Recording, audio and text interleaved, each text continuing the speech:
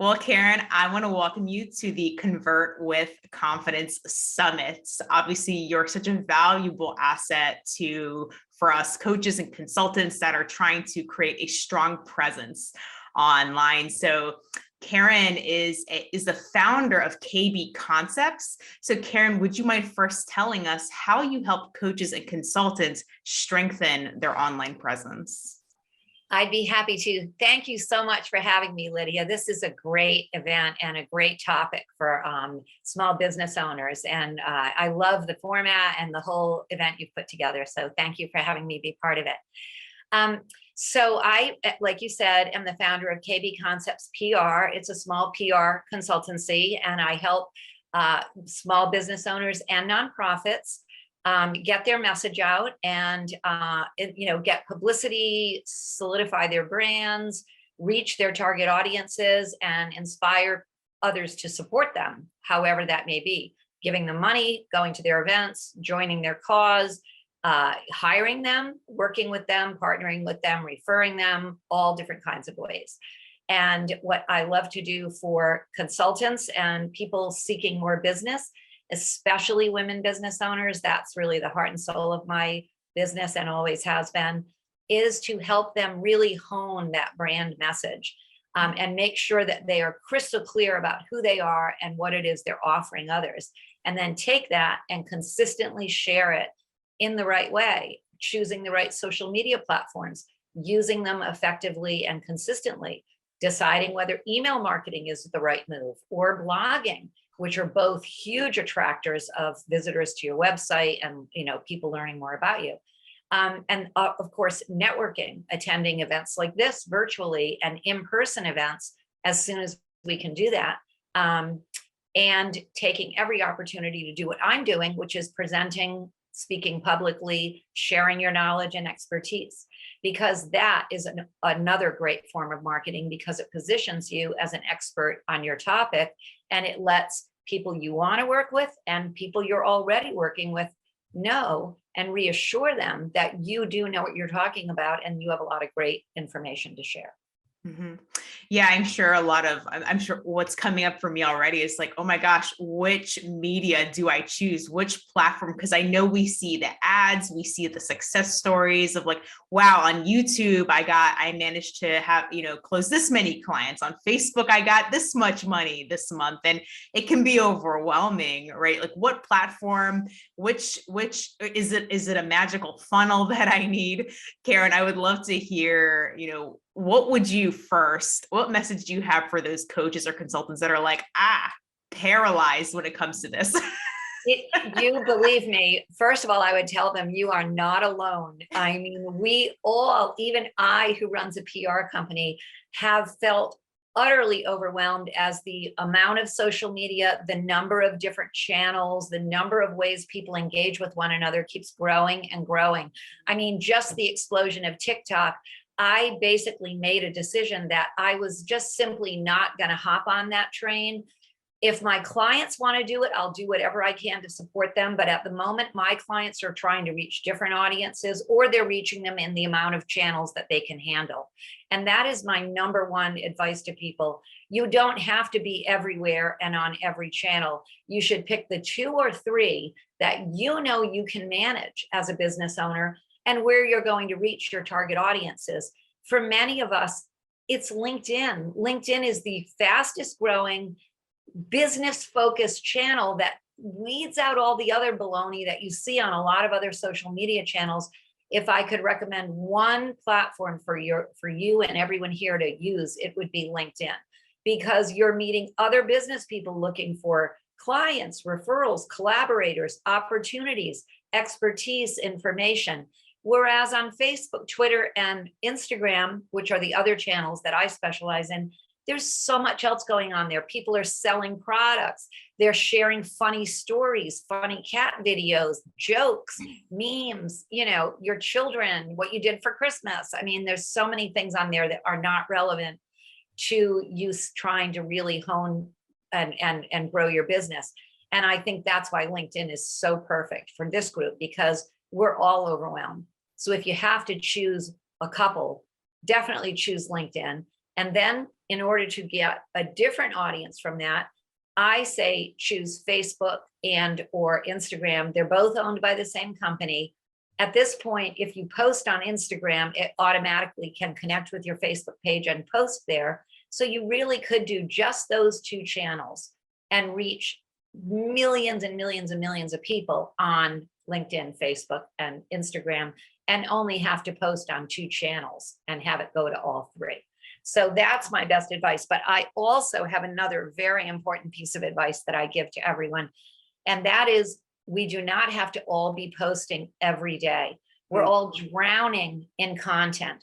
And I kind of go against the grain of some people. And I have written a blog post about this, which you can find on my website, about stop flooding social media channels with multiple posts every day.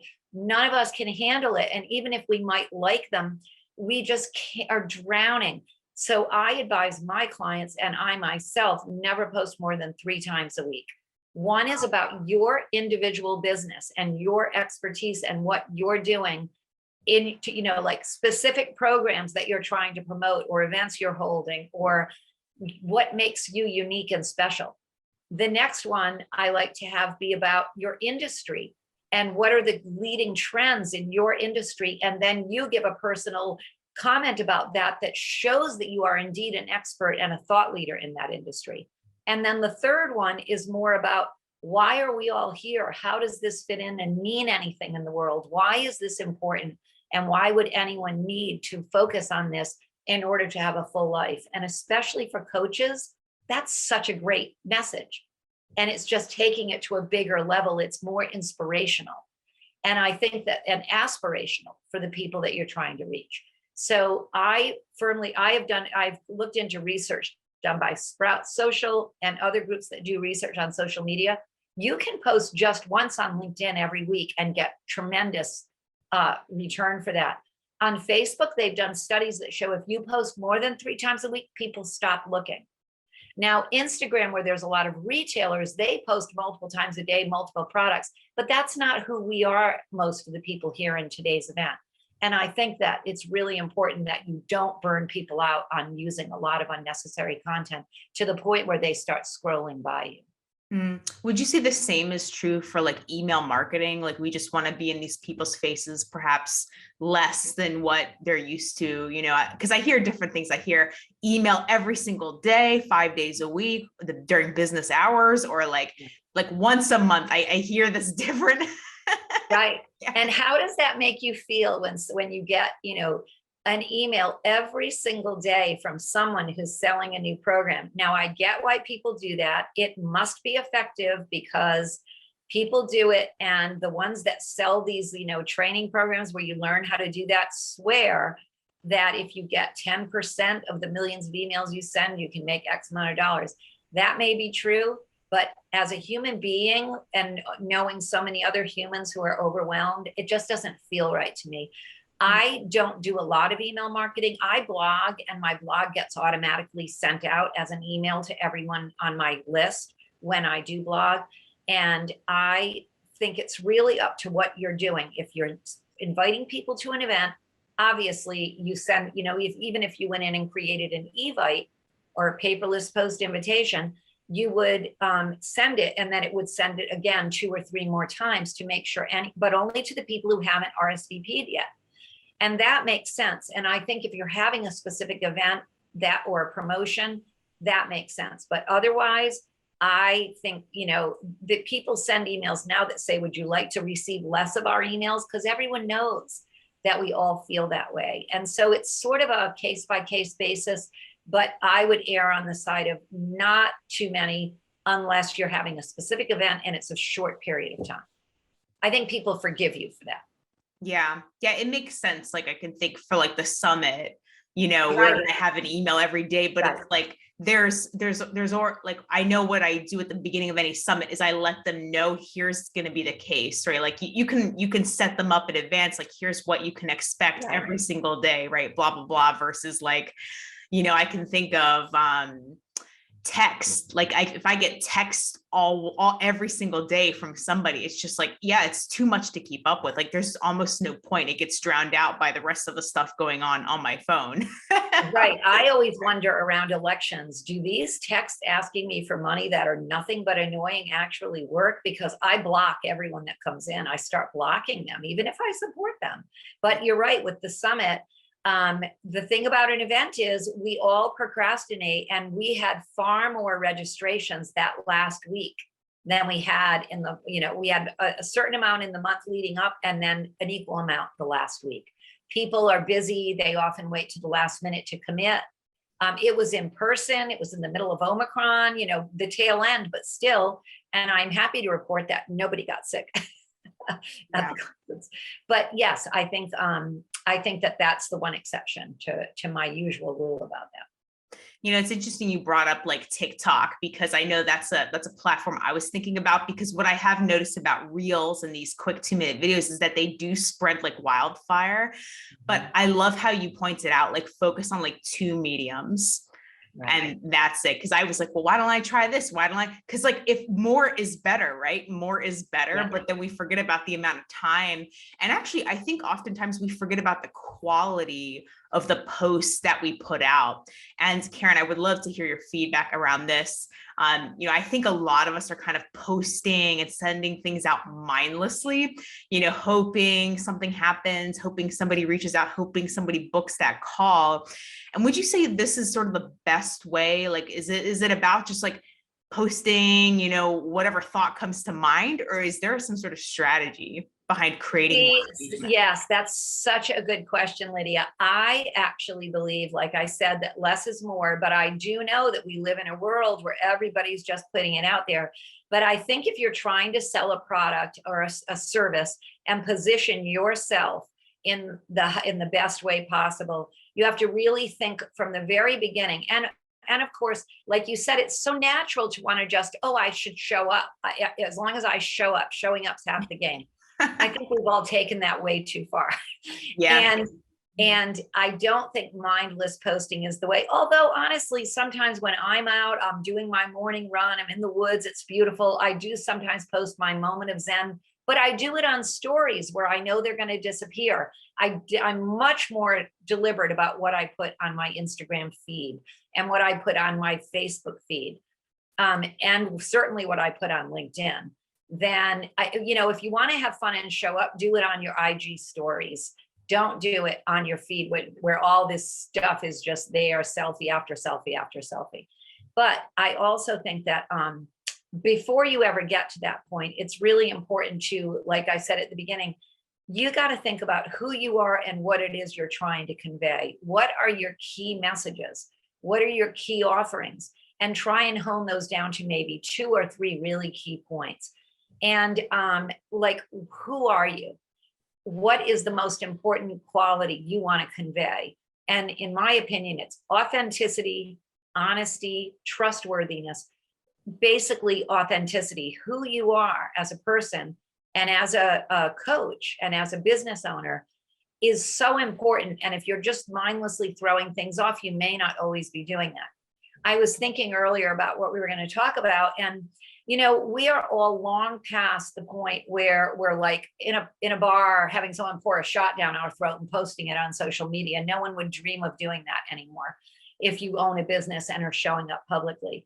So we don't have to worry about that. I think it's much more, you can, I also discourage people from having a Facebook business page separate from a regular Facebook profile page, because Facebook itself, or Meta, will use their algorithms to make it very hard for people to see your business page, but your profile page shows up to more people. And a lot of people have figured that out, and now they're even kind of tweaking that and only showing a certain amount. But in my opinion, whether you have children or pets or travel a lot or hobbies and interests, putting those on there for your family and friends and letting your clients see them really tells who you are as a person. And there's nothing wrong with that as long as the content you're sharing is appropriate. It just furthers people knowing that we all do business with people, not with things. And if you're a real person with a wonderful life and doing things that are kind or fun or interesting or admirable, there's no reason not to share those. So I encourage mixing personal and professional, but for your professional posts, be thoughtful, stay consistent with the brand that you've come up with and with the messaging, and then just show your real self in a very honest way. And some examples of this are not to pretend like you have all the answers and it's all going to happen like a magical, unicorn. It's hard to achieve anything, progress, success, money, working through your problems, whatever it is. Those are hard, they're challenges, and you should admit that and then say, but I have found ways to succeed at this, rather than position it as, I have all the answers and it's so easy. If you sign up with me, we're going to be, your life is going to change in 3 months.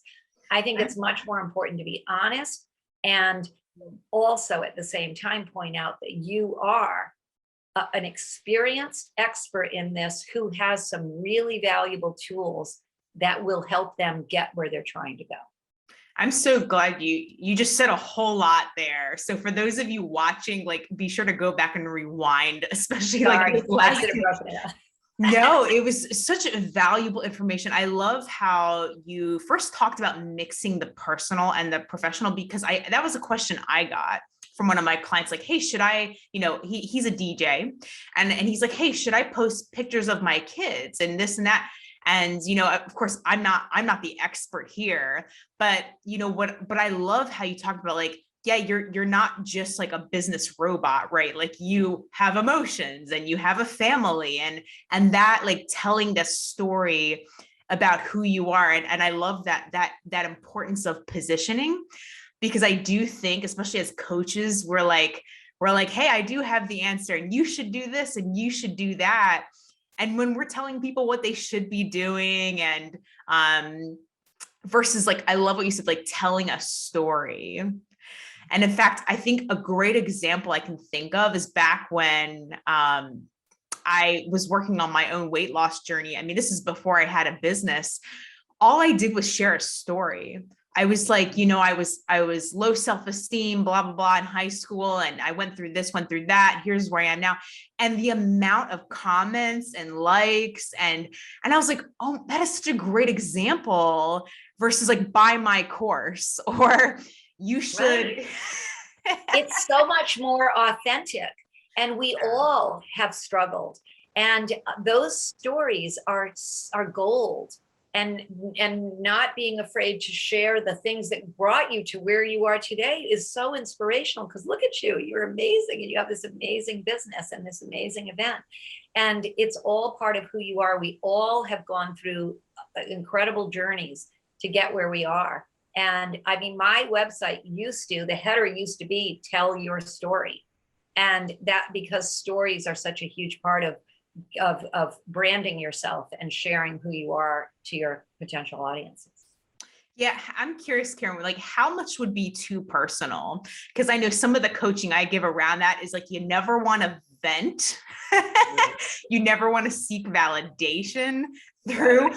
But what other things might we want to be careful about if we do want to establish, like, this presence as an authority? Like, that's such a good question. I have to think about that, but obviously you have to know when, you don't want to say anything that's going to make people uncomfortable or like cringe. It can't be too personal. You allude to going through a weight loss journey and self-esteem issues. What woman cannot relate to that? I think getting in the weeds, I actually went for a massage not too long ago. And, when you go from my previous person who stopped doing hers because she had a home studio and it was COVID. And so she stopped her business. And so I found a new person when things were quiet last fall and tried her out. I'd met her at a networking event. She was someone interested in joining the AW group at the Chamber of Commerce. And she instead of, my previous massage therapist used to say to me, okay, stop talking. This is your time. Just be quiet and relax and enjoy it. And we would do the whole hour in silence. This woman I, of course, asked her a couple questions about herself to be polite. And she talked for the entire hour about how she used to work on a cruise ship and they all got COVID and they didn't handle it well. And she went on this long venting session while I was paying for a massage. And it went on for the whole hour. And I will never go back to her because I just thought that's so uncool. It was not relaxing, you know? Yeah. So that was way too much. Yeah, I know one thing we have to do, especially if you're a business owner here and we're wanting to scale, right? And I know you talk a lot about messaging and niching down. I'm not sure what the correct way is to say it, but I think what ends up happening is we have to polarize, right? We have to end up polarizing, pushing away who we don't want and really magnetizing who we do want.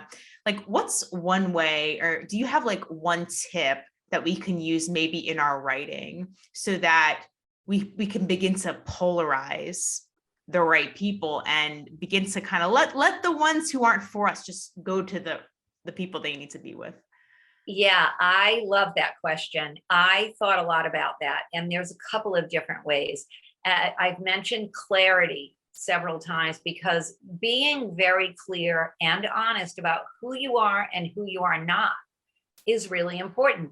And, for me, when I wrote that social media post that blog post going completely against the grain of everyone out there telling you to post multiple times a day and on every platform, and I was like, stop the madness, but that was kind of a bold move and it's not something everyone agrees with.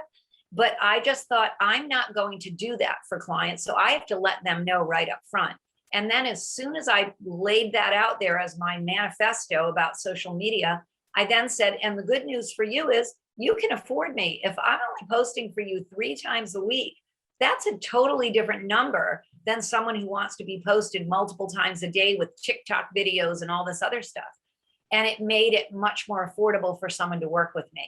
So I think when you tell your truth, you have to then immediately point out why that's valuable to the client. If you don't operate this way, what is the value of that to them? And there's always a value. There's a reason you're choosing to niche in on these particular clients. And then the other thing I think helps every business, and it's something that I've always believed, it's why my tagline of my company is great ideas for good causes. Because even if you're not a nonprofit, every company is capable of being a contributing part of the community and the world and their industry by doing something important and good.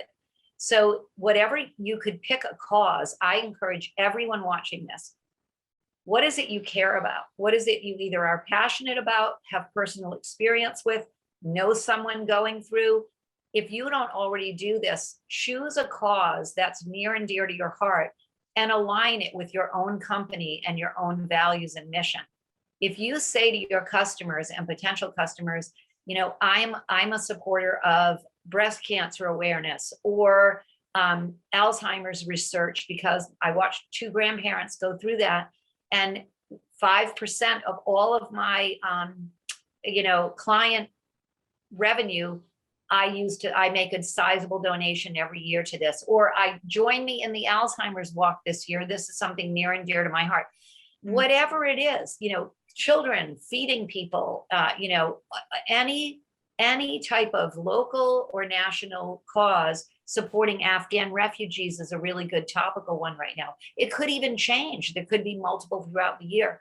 If you give people an additional reason to hire you, that not only are you going to help them get where they need to go, but they are going to be helping support a cause, that gives them such an intrinsic reward for working with you that everyone wins. Everyone feels better about the relationship. I love it. Yeah, I can already think of some causes. I know one thing near and dear to my heart is really bullying. It's the reason I started my business is because of the bullying that goes on out there. And, of course, working with kids and things like that. But Karen, is this what you mean when you, when you talk about on your website, you talk about this authentic messaging? And I think a lot of us don't even know who we really are, which is a complaint I often hear on consultations. Like, I don't know who I am. How do I know who is the authentic me? Because we might be hiding parts of ourselves that are feeling anxious or feeling not good enough. And it's really holding us back, right? From one, the polarization, to our dream clients, right? So how do we know like who is the authentic selves? Right, who you're, and I think that, of course, that's something a good therapist can help everyone with. But I think when you really sit with when people hire me, they're a lot of times they're all over the place, no matter what their business is. It could be they're a large national nonprofit, it could be they're a small local restaurant, it could be a woman-owned single solopreneurship. They all are like really, trying to do it all, like you said, feeling overwhelmed and having very fuzzy messaging. Mhm. And I just sit with them and try and hone into what is it you're exactly, what are you selling? What is it you want people to do when they come to your website? And one of the things I didn't mention in that list of first things is update your website so that it has that message in the hero image. It has to be a call to action. So when I started my business, it was tell your story, because to me, I didn't feel like that message was really getting out there. Now there's been a lot of that. It's not that unique anymore. My header of my website now is, are you feeling overwhelmed and stressed with the constant need to keep up with social media to promote your business? Let us take that off your plate so that you can focus on what you do best, which is running your business. Mm-hmm. And that's a message that I think really resonates with people running a business. And it took me a while, but I read a book about it, about getting to having your hero image be the number one thing you want people to do, or what do you think the reason people are coming to your website is? That has to be there. Like, here is your problem. I have the answer. Click here for more information. Mm. And when people start asking themselves, what is the problem I'm trying to solve for others? It's probably a problem they had themselves, like you with the bullying, right? That is such a brilliant analogy. And we all have those experiences. And when you go to your website, it should say, this is what I can do. Here's the problem people face. Here's how I help solve that problem. You're not alone. That's what people want to know. And I think in order to get to their own authentic, who they are as a business owner, it's about what is the problem they can help solve for others. And then when they passionately do that, that's what fills them up. And, that's what fills us all up. That's what probably brought us all here. Yeah, I can think, a lot of this audience are also, recovering people pleasers.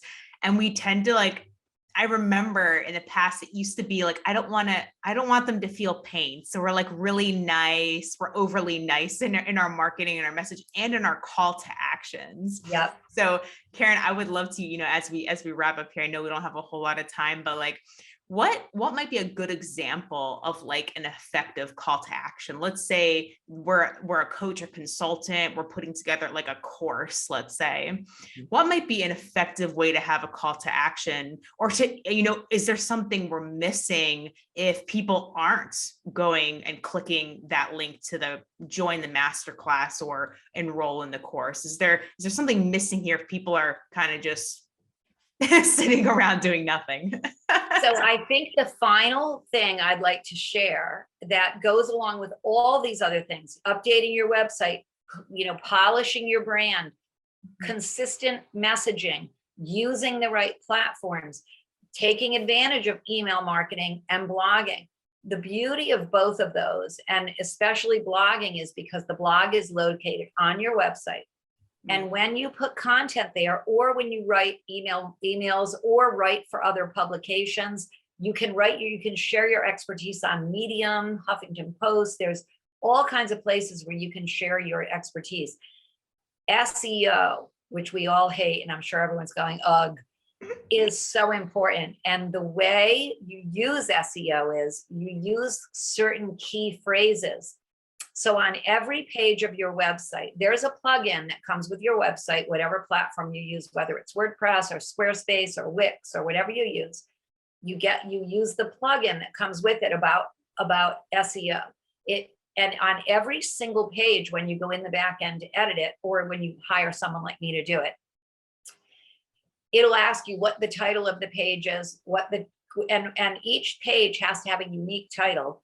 And then with that title, those keywords, it has to have a key phrase that's something that people would Google about you, like whatever your business is, how do I overcome imposter syndrome?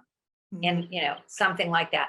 Whatever it is problem you're solving for someone, you have to have those key phrases in the SEO page and repeated 3 to 5 times on the actual page.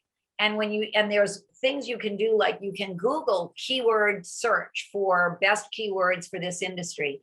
And it will tell you which ones are the best to use and how often they're used and how popular they are. It's kind of, you can Google it and get all the steps. It's too much to say here. But if you put a different one on each page of your website, that's going to help you get people right away. Because when someone searches those key words, your website will pop up in a Google search. If you write a blog post, I always put my blog post with a question like, how often should I post on social media? Love it. Who hasn't Googled that, right? Or how many times a week should I post on social media? Or what days and times are best for posting on social media? I have a blog post about that. It's middle of the week, mid-morning is the optimum time. But if you're a retailer, it could be Saturday and Sunday or Friday when people are going shopping on the weekend. Restaurants, right? Yeah. But for me, it's for my clients, mostly Monday, Wednesday, Friday, 10 a.m. Can't go wrong, unless it's Valentine's Day, which it was on, we did posts on Sunday because of Super Bowl and Valentine's Day, but normally it's during the week. And there are calendars that show you social media ideas for the year, and it will have every holiday, every season, all these cute, best friends day, or your cat, American Cat Day or whatever.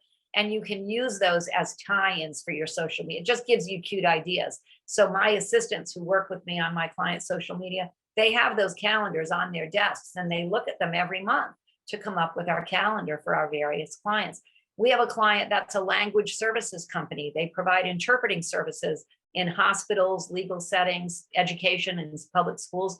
We did a "We Love You" post on Valentine's Day for them all continuing to work through COVID for 2 years, masked in medical settings, in school settings. It was unbelievably stressful for everyone.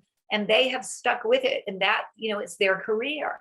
And we just gave them a huge gratitude post about that, but we tied it to Valentine's Day. So there's ways to do that. And those are all very popular. So SEO keywords on your website through your blogging and email marketing, and hashtags on social media are another way to use those keywords that, like if you're writing a post about a story about bullying, use those hashtags because people are searching for those and are looking for content like that. Yeah. I'm sure this is resonating with everybody, especially the whole when it comes to SEO. But for those of you watching who are like, when it comes to this stuff, I remember avoiding it for a long time. And then of course, I wasn't getting the traffic that I wanted. And then I had to go back later and update all the posts, update those, hire someone to do. So I'm like, you're better off just doing it and making it a habit, right? Of just researching the keywords. I know with YouTube, there's some sort of extension you can get to look at the tags and keywords of other YouTubers and things like that. I forget the name of it. I don't know if you remember the name of No, but I actually watch YouTube videos on a regular basis, like what's new in SEO or simple SEO tips for small business owners, things like that. Because everyone knows how complicated and nightmarish it is. They will walk you through simple steps to just checking your website, thinking about it with your blogs and the things you write for your email marketing. Yeah. It's really about not just putting the content out there for people to see, but you got to help them find you. Exactly. Otherwise you're putting it out into the void. If you you take the time to give it a good title, pick a good key phrase, an SEO phrase that you haven't used on previous posts, and then use it a few times, and to the point where it gets picked up when people search on Google. It really is so worth it because it drives traffic to your website, which is exactly what you want.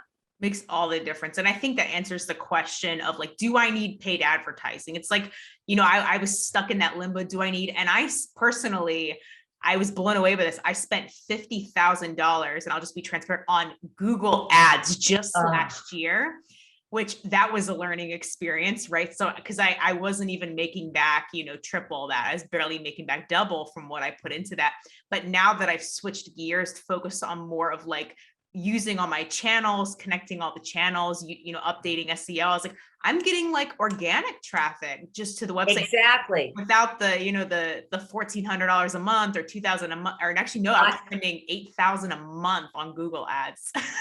So I have clients that want to spend that much, and some of them do, but they do it on their own. I do not participate in that because I say to them, let's see how we do. I will take your post and do a $20 sponsored post on Instagram and Facebook that targets all of the geographic areas you want, the keywords, the demographics. It's so easy to set up and do. And you reach 5,000 people. How many people can your business serve anyway? You have to think about what kind of business you are. You're not Amazon. You're Lydia coach, doing coaching. Like there's only so many hours in a day. Right. So you have to figure out the investment versus the reality of how much you can handle. Yeah. Yeah. So if you're watching this and you're like, do I do paid ads? Do I go the organic route? I mean, I personally, Karen, with what she offers and her background in helping you boost all your online presence without paid advertising. You don't have to. It can certainly boost things, but there's so many other things you can do. So, what I'm gathering from all this is like, don't let your tagging, your SEO fall behind, because then you lose all of this potential traffic. So, right. Karen, I know we have to wrap up here, but you also, I know you have a free gift for this audience, the top 5 social media tips for small business, which I'm sure we're all itching to know more about. The top 5 tips for social media. So if you can please let us know what you have. Thank you, Lydia. And this just kind of encapsulates the things that I've said today. And it also is a good example for all of you of a lead generator that I have on my website. So I'm going to ask you to go to my website, which is kbconcepts.com. And right in my hero image, you will see my key message that I mentioned to you. It's so important for you to figure out what you're solving, what problem you're solving for your clients, and put that right up at the top of your website. And then you offer them something that helps you capture their email address, because with those email addresses, I will then add you to my blog list and my email list, which I don't send them out that often. I have not been sending them out this year, hardly at all. So once in a very rare while, you will receive something from me, and you can always unsubscribe. But when you sign up for it, you get this free document, the top 5 social media tips for small businesses. And I want you to look at it because this setup of me putting that on my website is something you should do on your website as a very simple marketing technique to get more email addresses and to get people to visit your website. And then you can, of course, also have the added bonus of reading through those tips that I've gone over with you, some of them today. And I think that if you follow a very reasonable, manageable approach for a single business owner, you will see great success without spending a fortune on your marketing efforts. Mm-hmm. Yeah. So if you're posting 5 days a week, multiple times a day, you're probably struggling to come up with content to fill up all of those posts, right? It's time to let's change course here. And I have personally been getting sucked away on Karen's blog. So much good value in there. So let's pause here and let's start to change up our strategy so you're getting the most out of your post. You're talking to the right people. So scroll down, click the link below this video, go get this free gift. This is going to help you. We're all moving into the digital marketing space if you're not there already. So if you're ready to create passive income, you're ready to scale and do groups, you're in the middle of creating a course, you're asking, how do I market that? You don't need paid advertising, right? We can just start to utilize everything that we have in front of us. So click the link below, go get it. This link is only available for the next 48 hours. So Karen, I want to thank you so much for joining us in the summit. I know I'm walking away excited to check out everything you have to offer. So thank you so much for joining us and for your time here today. Thank you so much, Lydia. It's been a pleasure.